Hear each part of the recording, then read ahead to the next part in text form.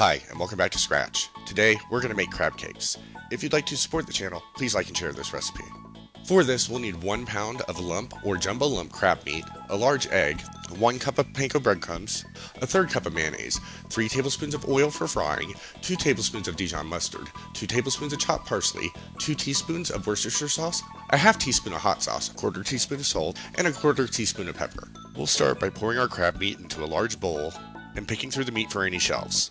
Then we'll finely chop our fresh parsley until we have about 2 tablespoons and add it to our crab meat. In a separate bowl, we'll whisk together our egg, 1/3 cup of mayonnaise, 2 tablespoons of Dijon mustard, 2 teaspoons of Worcestershire sauce, ½ teaspoon of hot sauce, 1/4 teaspoon of salt, and 1/4 teaspoon of pepper until well combined.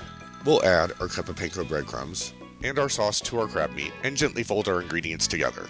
Then we'll form our meat into approximately 8 equal-sized patties. Place them on a silicone or parchment-lined baking sheet and allow them to chill in the refrigerator for approximately 20 minutes. While the crab cakes are chilling, we'll heat our oil over medium-high heat until shimmering. Working in batches if necessary, we'll fry our crab cakes until golden brown, about 3 minutes per side.